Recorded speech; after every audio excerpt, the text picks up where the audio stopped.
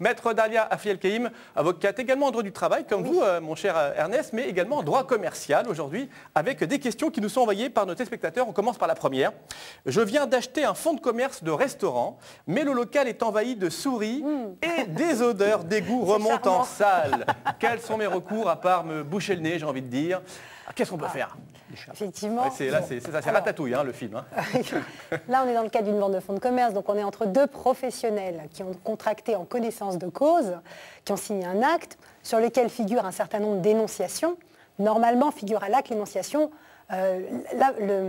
l'énonciation selon laquelle le vendeur garantit vendre un bien en parfait état de propreté et conforme aux règles d'hygiène. Donc déjà, notre acheteur peut, dans l'année qui suit la régularisation de la vente, agir en dénonciation des termes inscrits à l'acte de fonds de commerce pour indiquer effectivement qu'il rencontre de grosses difficultés pour exploiter son fonds de commerce. J'imagine. Indépendamment de ça, il existe l'action que l'on rencontre aussi en matière civile, qui est l'action des garanties des vices cachés. C'est-à-dire, on considère que le bien est affecté d'un vice qui le rend impropre à l'usage auquel il est destiné ou qui diminue tellement cet usage qu'on ne peut pas s'en servir. Et donc, dans ces cas-là, eh bien, effectivement, on actionne la garantie des vices cachés à condition que notre acquéreur puisse démontrer que le vice est antérieur à la vente, que le vice était absolument indécelable au moment de la vente et donc que le vice rend impropre le bien à l'usage pour lequel il est destiné. Il faut faire constater les souris par un huissier, c'est pas évident. Il faut d'être là au moment où la souris passe. On peut faire un constat d'huissier, effectivement, pour expliquer que lorsqu'on a poussé les éléments de cuisine, par exemple, on a constaté qu'il y avait une multitude de trousses qui ne pouvaient pas être décelées au moment de la vente. Mais encore une fois, on est entre professionnels. Ou des crottes de souris. Je peux pas le dire, c'est vrai, parce que autant la souris, on a du mal à la voir, autant les crottes de souris, ça se voit et on peut comprendre qu'il y a des souris. Notre acquéreur a dû les suivre à la trace, j'imagine. C'est ça, voilà.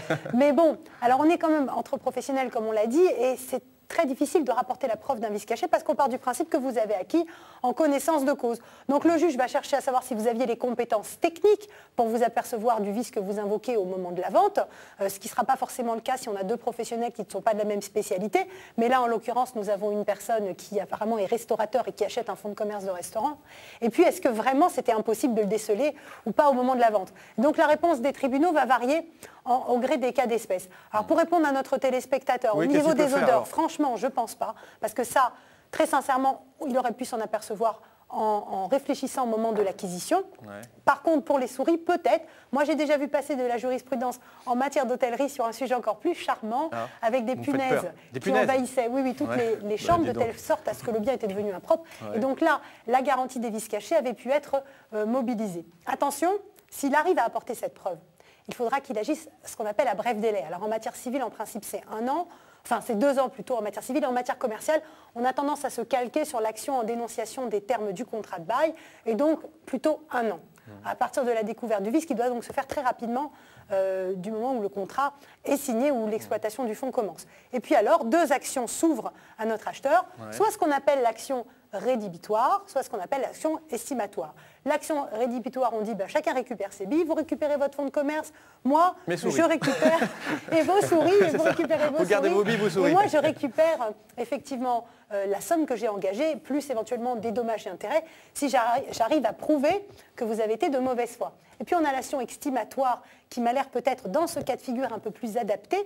Eh bien, tout simplement de dire, moi je garde le bien, mais je considère que quand même j'ai payé un petit peu trop cher pour tous ces problèmes que je rencontre, qui étaient indécelables au moment de la vente, et donc je sollicite une diminution des prix. Vous allez me rendre une partie du prix, ça sera mon indemnisation. Et encore une fois, plus on arrive à prouver la mauvaise foi du vendeur, et plus on arrive à grimper au niveau de l'indemnisation. Pour les ventes de fonds de commerce, ce que nous on préconise effectivement, c'est de mettre un maximum de clauses dans les actes pour protéger à la fois le vendeur et l'acquéreur.